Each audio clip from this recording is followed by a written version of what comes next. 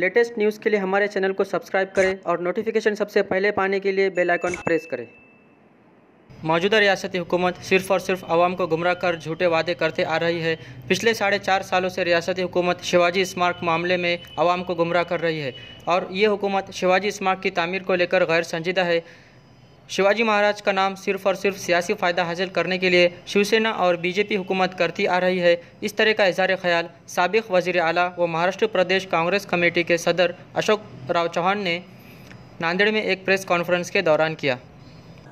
आज जिल्हा नियोजन विकास मंडळाच्या बैठकीमध्ये एक बाब जी अतिशय गंभीर आहे जी समोर आलेली आहे तो म्हणजे आता जानेवारी महिन्याची 16 तारखेपर्यंत जिल्ह्याच्या वार्षिक योजनेमध्ये जवळपास 60 कोटी रुपये आदिवासी विभागाचे असतील, अनुसूचित जातीच्या विभागातल्या असतील, खुल्या योजना असतील खुल्या विभागासाठी, या सगळ्याचा हिशोब जर काढला तर साधारण 60 कोटी रुपयाची योजनेचा खर्च अद्याप निरंक आहे।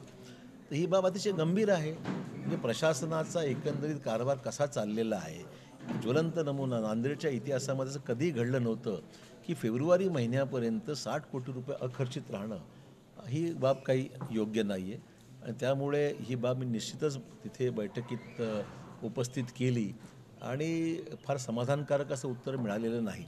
परंतु ह्याच्यामुळे जिल्ह्याचं नुकसान होतं आहे। जिल्ह्यासाठी आलेला विकासाचा पैसा हा परत चाललेला आहे।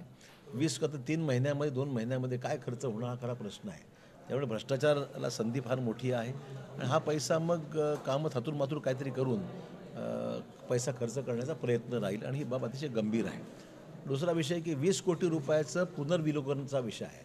म्हणजे रिअप्रोप्रिएशनला जेमतेम कधी 2-4 कोटी रुपये समजू शकतो मी, पण 20-20 कोटी रुपये हे विनियोजन करायचं काम होत असेल तर मला वाटतं हे सगळं चुकीचं पैसा अखर्चित राहतोय म्हणून हा पैसा इतरत्र वळवण्याचा प्रयत्न आहे आणि एवढी मोठी रक्कम ही पुनर्विनियोजनामध्ये केली जाते ही बाब काय उचित नाही आहे आणि नांदेडवासियांचं हे फार मोठं नुकसान आहे असं आमचं मत आहे। डीपीटीसीच्या बैठकीमध्ये काँग्रेसचेच मोठ्या प्रमाणावर सदस्य आहेत, आमदार देखील आहेत। मग प्रशासनाला एवढ्या वर्षामध्ये झुकवता आलं नाही का? हे जे प्रशासन झुकवता प्रश्न कुठं आहे? इथे जे हे कामं मार्गी लावायचं आहे ते काम शासन आणि प्रशासन या दोघांनी मिळून केलं पाहिजे ना।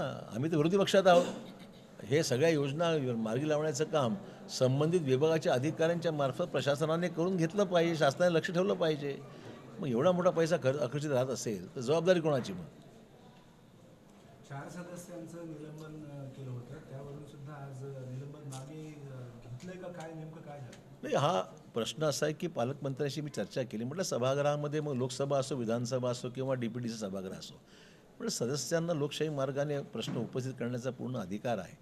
म्हटलं कुठलाही व्यक्तिगत विषय घ्यायचं कारण नाही, डेकोरम ठेवल्या गेलं पाहिजे वादच नाही आहे, परंतु प्रश्न उपस्थित निश्चित केल्या गेलं पाहिजे। मला वाटलं जे काही झालं ते मागचं आपण विसरून जाऊ आणि आगामी काळामध्ये हे सगळ्या व्यवस्थितपणे पण बोलायची संधी मात्र सर्वांना असली पाहिजे। तर हा प्रश्न न्यायप्रविष्ट होता, त्यामुळे आम्ही म्हटलं हा न्यायालयातला विषय आम्ही माघार घेऊ असं सदस्यांचं म्हणणं होतं आणि त्यांनीसुद्धा हे निलंबन रद्द करावं असं दोन्हीकडून सकारात्मक प्रतिसाद असल्यामुळे हा विषय पडदा पडलेला आहे। उस्मानाबादची जी जागा आहे ती काँग्रेसला सोडावी आणि ती शिवराज पाटील चाकूरकर यांना द्यावी अशी मागणी अशोक पाटील निलंगेकर यांनी केलेली आहे पत्रकार परिषदेत। नाही, ठीक आहे। असं आहे की जिल्ह्याला आम्ही प्रत्येक जिल्ह्याला सांगितलेलं आहे की आपापले ज्या मागण्या आहेत किंवा प्रस्ताव आहेत ते आपण जिल्हा निवड मंडळाची बैठक घ्या, तर जिल्हा निवड मंडळाच्या बैठकीमध्ये आपण आपलं मत मांडा आणि तो प्रस्ताव प्रदेशकडे पाठवून द्या। प्रदेश काँग्रेसची मीटिंग या महिन्यात होणार आहे आणि त्या महिन्यात मीटिंगमध्ये मग जे जे प्रस्ताव आले जिल्ह्यातून आले असतील त्याच्यावर गांभीर्याने चर्चा होईल आणि मग अंतिम तो प्रस्ताव अखिल भारतीय काँग्रेसकडे पाठवला जाईल। स्मारकाचा जो विषय आहे आता तुम्ही म्हणला न्यायालयाने स्थगिती दिलेली आहे, नेमकं भाजप काय याच्यावर भांडवल करतं? नाही, भाजपने भांडवल केलंच आहे।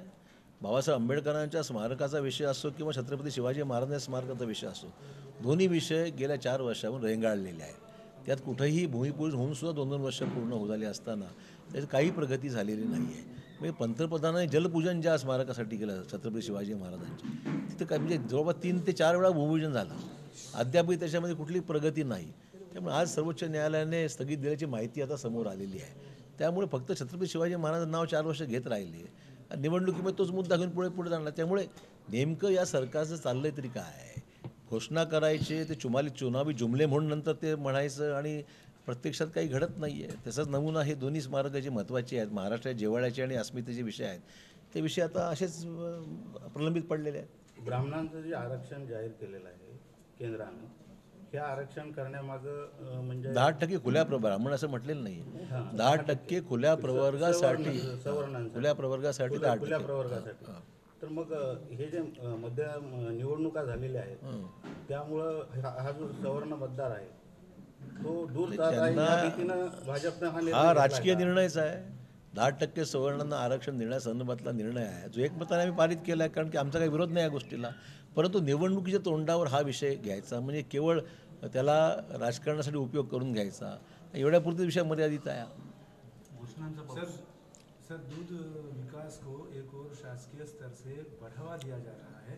किसानों को दूध उपज के लिए बड़े पैमाने पर योजनाओं के माध्यम से उनको प्रेरित किया जा रहा है, और दूसरी ओर उसी सरकारी कार्यालय के माध्यम से जब किसान नांदेड़ के दूध विकास कार्यालय में दूध लाते हैं, अतिरिक्त दूध, तो उसे सरकारी अधिकारी खरीद नहीं लेते हैं, उनका दूध वापस लौटाया जाता है। इसलिए किसानों ने हाल ही में नांदेड़ के दुग्ध विकास योजना कार्यालय में हज़ारों लीटर की दूध की नलियाँ बहाई है। आपकी क्या? ये पूरे नांदेड़ में नहीं, पूरे महाराष्ट्र भर में किसानों ने, चाहे वो अपनी खेती का जो भी प्रोड्यूस है, अन्न धान्य भी रास्ते पे फेंका है, दूध रास्ते पे फेंका है, तरकारी रास्ते पे फेंकी है, तो सही दाम नहीं मिलने के कारण किसान त्रस्त हैं। आत्महत्या का प्रमुख कारण यही है कि किसानों को अपनी उपज का सही दाम नहीं मिल रहा है, उसके लोग आत्महत्या कर रहे हैं।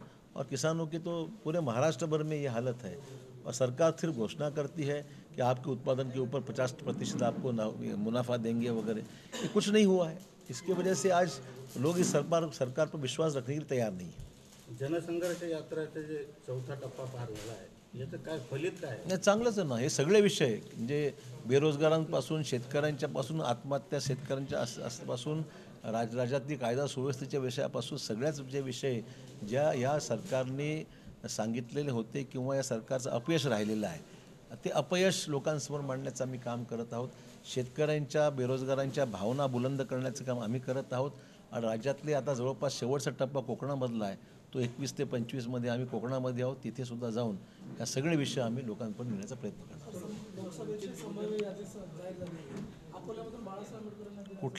कुठलीही यादी आम्ही अद्याप जाहीर केलेली नाही. अद्याप असं कुठलंच नाही. आमची बाळासाहेब आंबेडकरांशी चर्चा अद्यापही पूर्ण झालेली नाही. ते जो 3 ते 4 बैठका त्यांच्याशी झालेल्या आहेत, आणि आमचा प्रयत्न आहे की बाळासाहेबांना लोकसभेवर ते गेले पाहिजेत, आणि त्याकरता काँग्रेस सकारात्मकदृष्ट्या त्यांच्याबरोबर राहण्याचा आमचा प्रयत्न आहे. त्यांचे प्रतिसादाची अपेक्षा आम्हाला आहे.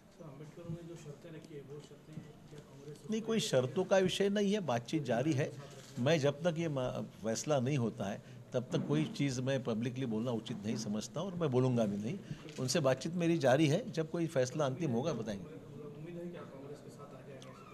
देखो, ऐसा उम्मीद तो है, हम दोनों मिलकर लड़ेंगे. हम किसी के साथ जाने का सवाल नहीं, हम दोनों मिलकर इस चुनाव में, हम तो चाहते हैं कि जो 70% मतदार हैं जिन्होंने भाजपा को नकारा है, वो सब साथ में लाकर एक महाअघाड़ी महाराष्ट्र में हो, ये हमारा प्रयास है, जिसमें प्रकाश आंबेडकर जी भी शामिल हो, ये हमारी उनसे विनती है. सर, आपण स्वतः लोकसभेला इच्छुक आहात की विधानसभेला? मला काँग्रेस पक्ष जे आदेश देईल त्याप्रमाणे मी तयारी आहे. लेटेस्ट न्यूज़ के लिए हमारे चैनल को सब्सक्राइब करें और नोटिफिकेशन सबसे पहले पाने के लिए बेल आइकन प्रेस करें.